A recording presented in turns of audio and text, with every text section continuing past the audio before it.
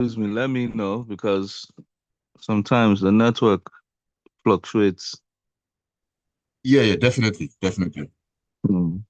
All right, going in.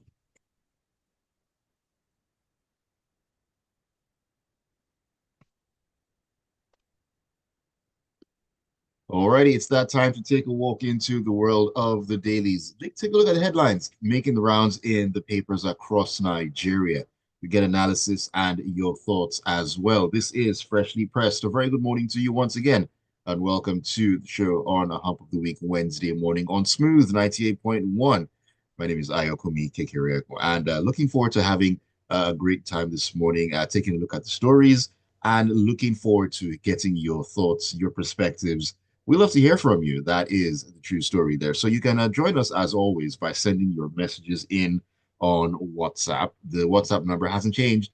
That remains 0809 444 0981. 0809 444 That is the WhatsApp number. You can also join us on YouTube if that is your thing. We're streaming live at Smooth 981 FM Lagos. Smooth 981 FM Lagos.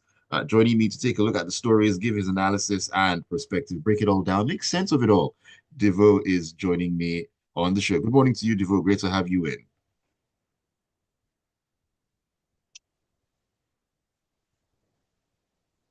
Are you there, Devoe?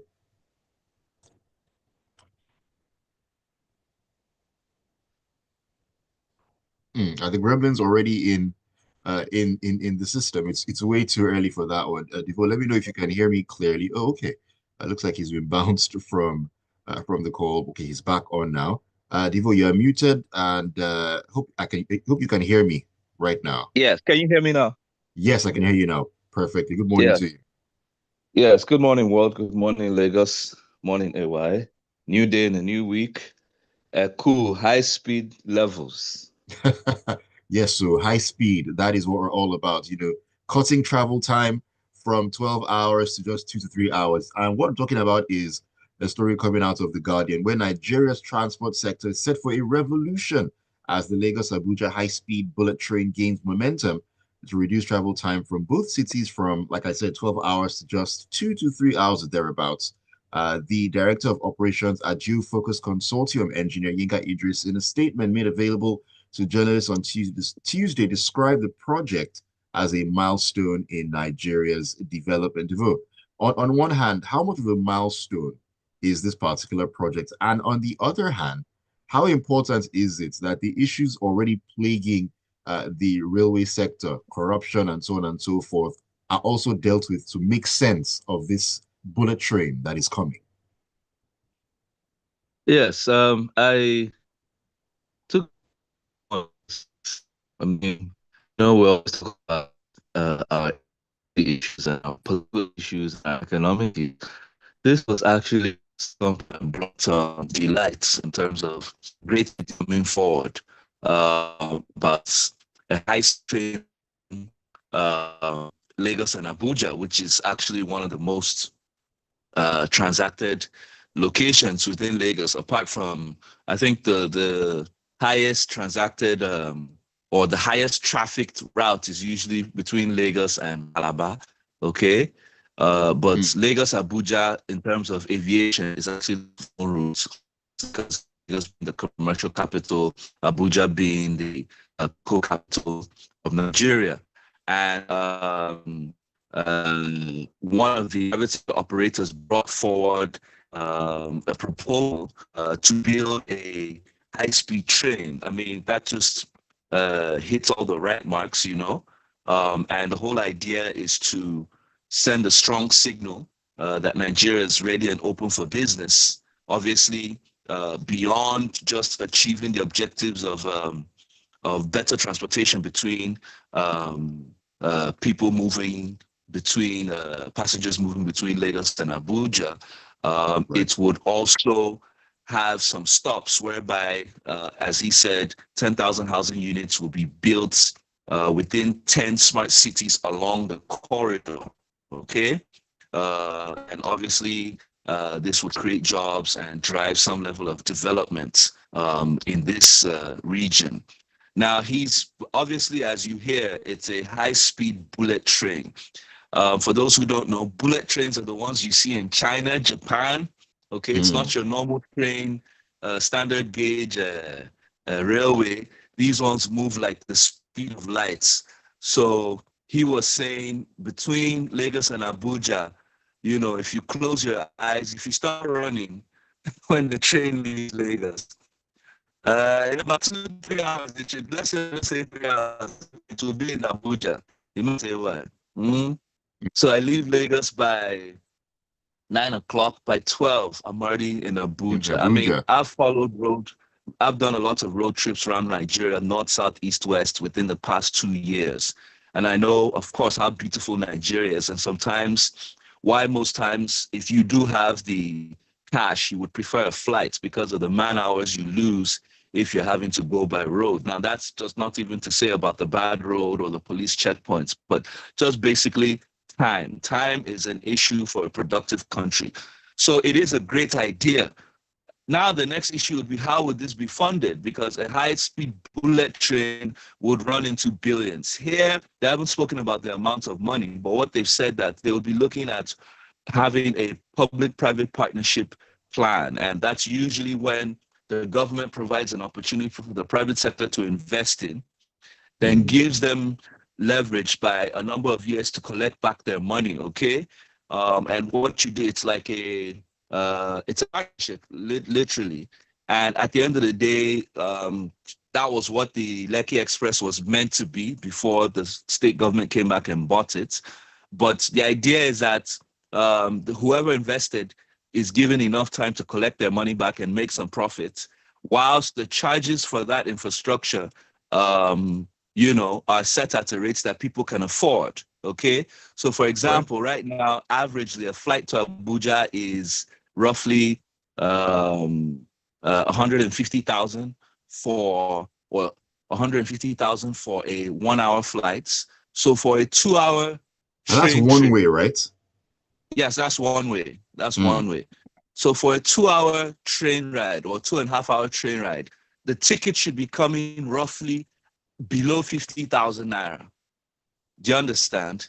And that's the same amount that a road trip of 9 hours would take, 9 to 10 hours would take.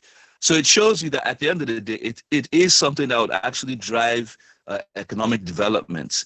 However, you see, the point is this, is that as exciting as this project is, right, my issue with more infrastructure projects in Nigeria is corruption. Okay? Right. Not as if for the lack of ideas. Nigeria is replete with white papers from private sector, from even the government itself, that have always been botched, hijacked. So at the end of the day, which is why many people say, why are you spending 1.5 trillion yearly on the Lagos-Calabar road? It's not as if we don't know the Lagos-Calabar road is not useful.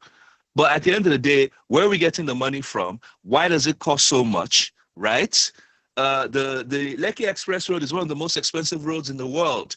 When we did the last review, I think it came to about 1 billion naira per kilometer as of the time it was built. The Lagos-Calabar Road is coming at 4 billion naira per kilometer. I mean, how much do materials cost for it to cost that high? These are the issues that many people have with some of these larger-than-life infrastructural projects. And it's always been an opportunity for people in government to what do they call it? Embezzle funds. Why do you see most times that governors are trying to, governors with unproductive states, governors that are heavily indebted, governors that the state governments are extremely poor and cannot even pay their workers, are looking for money to build airports, simply because airports are big infrastructure projects that they can involve of extra padding inside. So that's my only challenge here. If only a little transparency will be attached to this high-speed train would actually be a great project that the government should pursue, but they would have to put in the adequate checks and balances to ensure that at the end of the day, it doesn't just turn to another chopping scheme. I mean, AY, should we go down the list of chopping schemes, like all the projects in the NDDC that are abandoned, yet the money was paid? If we Should start, we we go won't leave down here all this the, morning. yes, all the road projects, the east-west road projects that money has been allocated to that we never saw the end, the Ajakutas, the NMPC refineries, money was allocated that we never saw the end of it. So by structure, the PPPs are actually meant to the money comes from the private sector, not the government. However, that does not say that money cannot be chopped. So we must be careful. But let's keep looking forward to see how they go about it. Let's keep our fingers crossed that this would be one of those cases where we're proven wrong and things actually work the way they are supposed to work. That is the hope of Nigeria and Nigerians. All right, let's jump into the punch here, Devoe. And this one says at least 450 foreign service officers in 109 Nigerian missions abroad have yet to receive their salaries for the past 5 to 6 months. That's according to reports in the Punch. Now, the officials serving under the Ministry of, excuse me, of Foreign Affairs are in financial distress and cannot pay rent and children's school fees or meet other family and social obligations. This is something that is very common. We hear about it in Nigeria all the time, and we decided to export it to missions abroad. It must feel like home for those Nigerians, and I say that with all sense of urgency. I don't mean to, make light of what they're going through. Yes, but it is just a Nigerian thing, and this should not be. Yes, it should not be, and I think we need to call out the Foreign Affairs Minister because he's been tripping around with the president. I know it's not his fault that the president has almost taken over his job, but whilst the president has decided to act like a foreign affairs minister and go for every international conference available or meeting, he should have been screaming at the top of his lungs as to why his ministry has not been. Now, I'm calling him out here because he's also been pressed screaming against his own home governor, the Bauchi state governor, Bala Mohammed, over the local problems that they have and six or the politicking that each of them are playing. Whilst the people who represent the foreign affairs ministries in 109 embassies globally, okay? So like you said, we've spotted our dirty behavior and are exposing ourselves in all the embassies nationwide. Now, the problem here is this. For 6 months, if they've not been paid, sometimes we scream about governments, we try and say that they're not good. But the truth is, if they've not been paid salaries, we really don't need to hold them to ransom for, because it meant that the government's failed. It's only when they paid, just like we scream at the National Assembly, that we can hold them to account. Now, in this case, TUC were trying to fight about the minimum wage. One of the issues that the federal government said they could carry their own bits. So I'm kind of surprised and shocked. The federal government beyond 1,000 to almost 5,000 workers. No. I think about 25,000 workers nationwide. Why are they unable to pay the salaries of the Ministry of Foreign Affairs?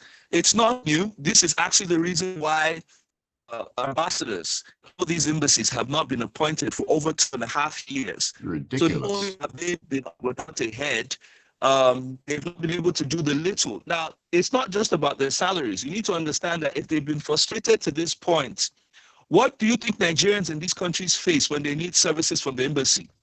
That's why the fact that people for passports renewal get messed up, or those who have issues processing and documentations in the countries that they're living in, they can't get proper attention from the Nigerian embassies, not just Nigerian citizens, even other countries, other nationalities in those countries that they operate. When they need things from the embassy, you're going to see a complete in service delivery levels simply because these workers are frustrated. Okay? Now, not to talk of those who have taken to other vices out of temptation in the name of we're not being paid. So it's not something we should take lightly and just say, because the article just to how they've been with the 2025 budget being signed, they expect that. This has nothing to do with the 2025 budget being signed. What happened to, did it get to this point? Is it that the allocation never came? And most times we know our governments, they first take care of salaries before they do any other thing. So what happened in the case of the Ministry of Foreign Affairs? I think this should dealt with squarely because look, we always said it, foreign affairs is next to taking care of your country in any government. Foreign affairs is how you achieve all those things that you don't have. So if we don't have people in those embassies working properly, how are we ever going to achieve some of our economic policy objectives if he's doing? I rest my case. You just wonder when exactly are we going to get things right? I mean, at least 450 foreign officers, 109 Nigerian missions, 6 months or 5 to 6 months. It is absolutely ridiculous, shocking. And that's putting it very, very mildly. We're definitely going to be keeping our eyes on that one to see what's going to happen there. Okay, Devoe, let's talk about one of the elephants in the room. And we're going into the punch for this one. And it says Nigeria's headline inflation dropped to 24.48% in January 2025, following the rebasing of the Consumer Price Index, according to the National Bureau of Statistics. Now, this represents a decline from the 34.8% recorded in December 2024. The Statistician General of the Federation, Adeyemi Adeniran, disclosed this at the unveiling of the rebased CPI report in Abuja on Tuesday. Devoe, could you just make sense of this one? A lot of fancy numbers being thrown around, but does any of it make sense if those numbers do not match what exactly is going on out there on the streets of Lagos, of Abuja, of Kaduna, Kano, and so on and so forth? Yes.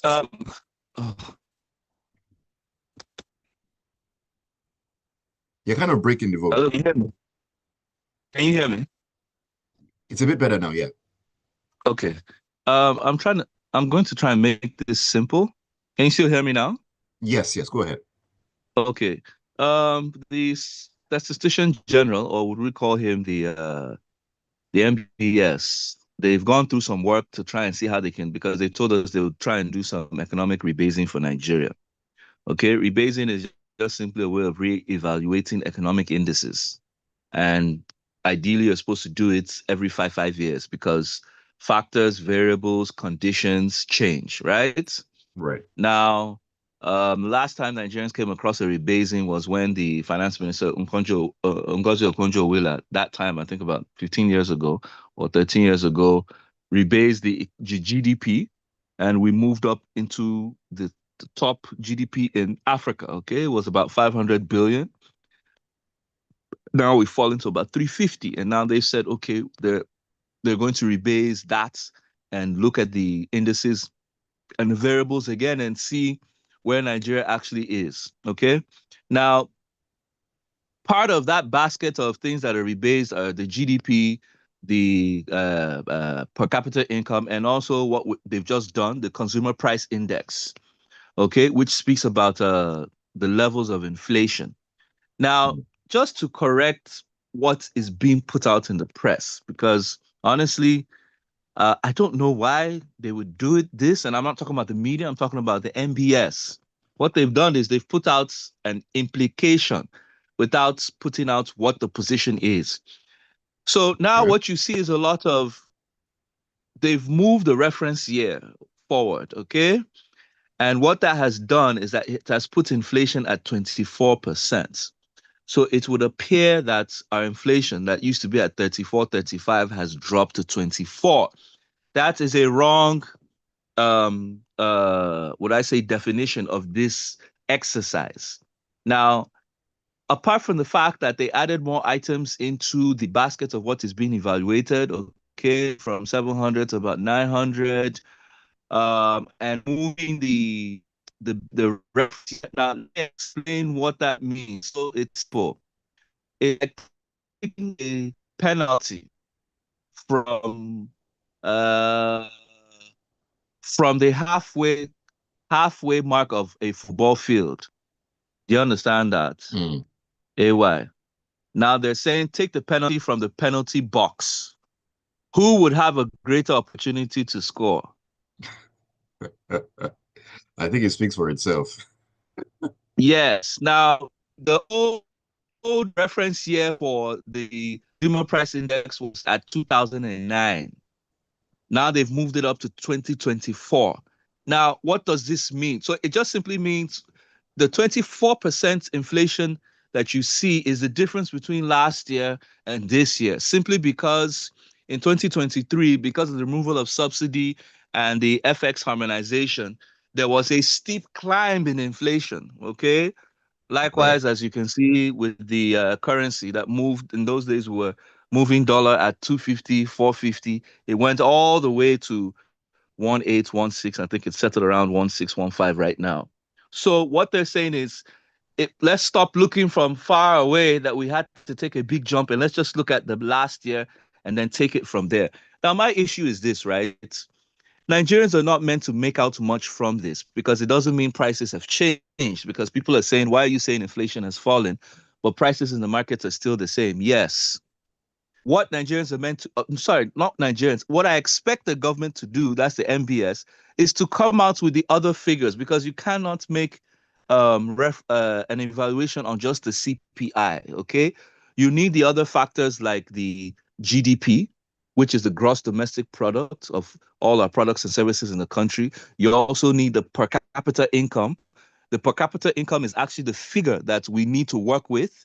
The per capita income is when you take the total GDP, gross domestic product, divide that by the population. Okay. Our GDP, our PCI at the moment is around $1,800, which is very low compared to most countries. What that means is Nigeria is a poor country for the amount of money that we have. But that's not even the figure I want Nigerians to concentrate on. There's what they call distribution. When you look at distribution, you will see that despite that Nigeria might be hovering at 350, let's even use $500 billion. Most of them, about 90% of Nigerians don't have beyond 500,000 in their accounts. AY, are you aware?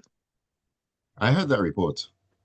Yes, a lot of Nigerians are largely poor. It's not even the 150 million that are in multidimensional poverty. A lot of Nigerians, for all the efforts and the noise, don't have beyond 500,000 in their accounts. It's a poor country. Now, what it means is that all the money, all the big money, is within a few people within the economy. That is where the problem lies, inequality. And I need the Statistician General and the government to move all the data to that point. Enough of all this looking for the data that only makes the government look good. Do you understand? Because at the end of the day, last time they did a new methodology for employment, and our employment fell from 40% to about 4%, whereas we know more people are unemployed now. Stop playing with people's minds. Stop playing with people's minds. The hard data needs to be presented in full so that Nigerians can and governments can know that, look, we need strategies to get us out of this rot, to get us productive, to get the economy working, to allocate money to where it should be. Are you getting my point? Loud Stop and looking clear. for things that will make Nigerians feel, because there's no point massaging their egos or putting out data and saying, oh, inflation has fallen. Whereas they're paying times three for lights, they're paying times three for gas, they're paying times three for school fees, they're paying times four for medical fees. It's not getting easier, and you're coming back to tell them that all is well. In Europe, I have to tell the government, for those that don't understand Yoruba, be warned. Be very careful how you play with data with Nigerian citizens.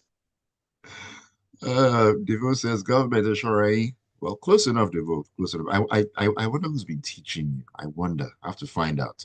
Let me take a message or two before we get back into the stories here. Nigerians have quite a number of things to say about these matters. First of all, Ajayi Oloniluwa says, this administration is fond of big dreams like this speed train, Lagos Calabar Coastal Road, Badagry Sokoto Highway, and so on. But it's yet to be seen if these tall dreams will come to fruition. We all wonder. Sam says, while the idea of a high-speed train is noble, I'm highly pessimistic about this project in the hands of our present leaders. This is because high-speed trains run on electricity. No administration has been able to sort out the issue of electricity till date. So what electrical infrastructure do we have to drive this train project? The story will be grid collapse when the train is They said they would untransit. build an independent power plant for it. Well, that remains to be seen Mm, until they actually do it. mm. We can begin to talk about that. Speaking of lofty projects and all that, jumping into the Vanguard, Devoe, this one caught my attention, and I would really love to get your thoughts on it.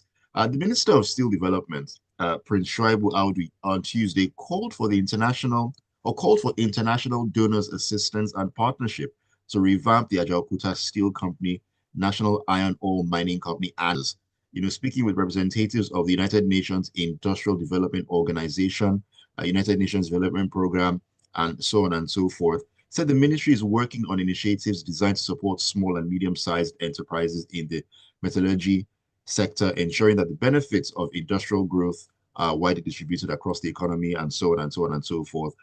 But we are back to this issue of the Ajakuta Steel Company that really hasn't done anything for Nigeria. One of those huge white elephant projects. Devoe, should we still be talking about revamping and all that where this is concerned? Yeah, I won't spend time on this story. It's still another big infrastructure, as you said, white elephants. Most times, once you start talking big money, billions of dollars and naira to execute a project, all politicians and government people see is an opportunity to get fat. Okay? So at the end of the day, PPP, meaning public-private partnerships are actually the only way forward as regards steel development. You know the history behind Ajakuta. You know how the government pumped many dollars into it, and at the end of the day, there's still um, uh, questions that have not been answered as to the ownership, as to how it was sold during the Buhari sector administration, as to all the money that was put in it, where it went to. We haven't gotten past that. So if the Minister of Steel wants to be serious, he needs, just like the aviation projects that we saw last time, that was all a bag and flight of crime, Mm, right? They need to come out with transparent frameworks, okay? Frameworks where international investors are going to come in, do the needful, and Nigerian citizens will see it work out. Enough of all these attempts to create one big flying elephant that at the end of the day, we hear money has passed through, and then before we know it, it disappears. A new administration comes on board, and we're chewing our thumbs once again. Next story. all right, Devoe. Really quickly, because time has absolutely flown by.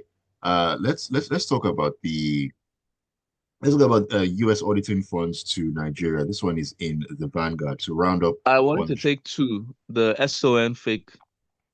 Oh, right. Okay, let's jump into that one. That's in the Guardian, and it says, let me just take an excerpt of it. Determined to rid the country of counterfeit products, the Standard Organization of Nigeria (SON) has confiscated fake and substandard products worth over 20 billion naira. Now, Director General of SON, Dr. Ifeanyi Okeke, disclosed the development during a sensitization campaign and stakeholders engagement in Kano. 20 billion naira, Devote.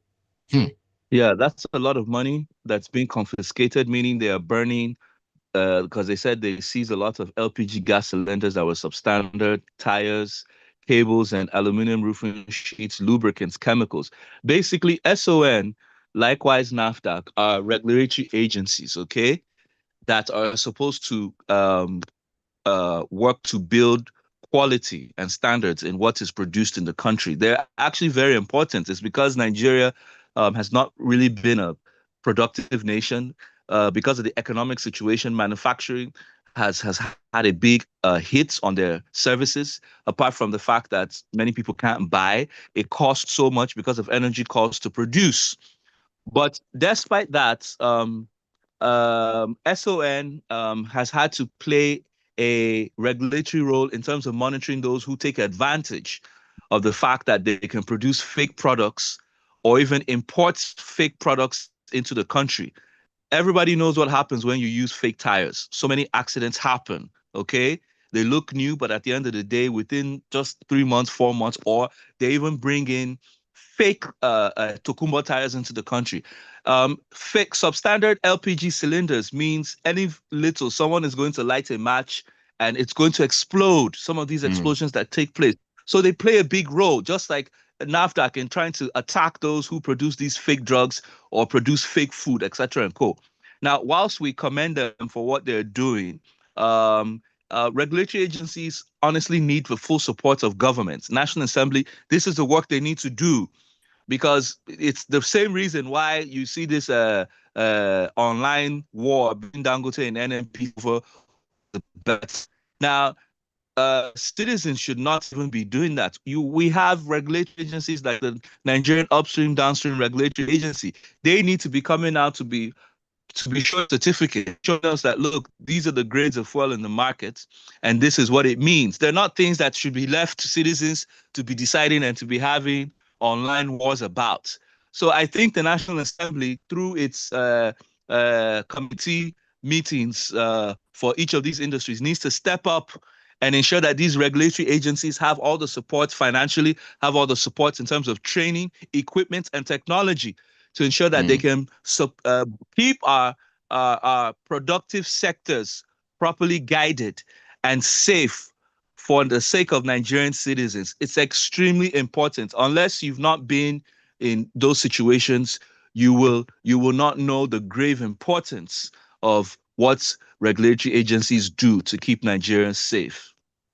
All right. Thank you for sharing those thoughts. Let me run through a few messages as we round up on the conversation this morning. Barrister Danukuda says, any drop in inflation that does not reflect in the improved living conditions of the masses is artificial. This is Tonya from the Lagos Metropolis says, the entire rebasing malarkey is just clever accounting. It's just window dressing on a dilapidated building in a flooded slum. Rexy from Surulere says, inflation is a relative ratio. It seeks to measure price movements over time. What relevance does 2009 prices have with today's economy, especially after we have removed the two price distorting subsidies from our economy? You guys are supposed to educate the public. Please stop spreading ignorance, talking about goalpost. Inflation is an economic concept. Everything isn't politics. Sorry, Rexy, I didn't realize that you were insulated from the realities on ground, regardless of whatever figures are being put out there. Don't be angry. But Babatunde Alao says, also that you can't just work with inflation only. The first need to bring on how to inform government strategy so he to get rights and ensure that he hits properly. We need governments to come out with the other figures and work with true state. It was wrong. Come all the you're breaking up, Devoe. You're breaking up. Can you hear me now? Can you hear me now?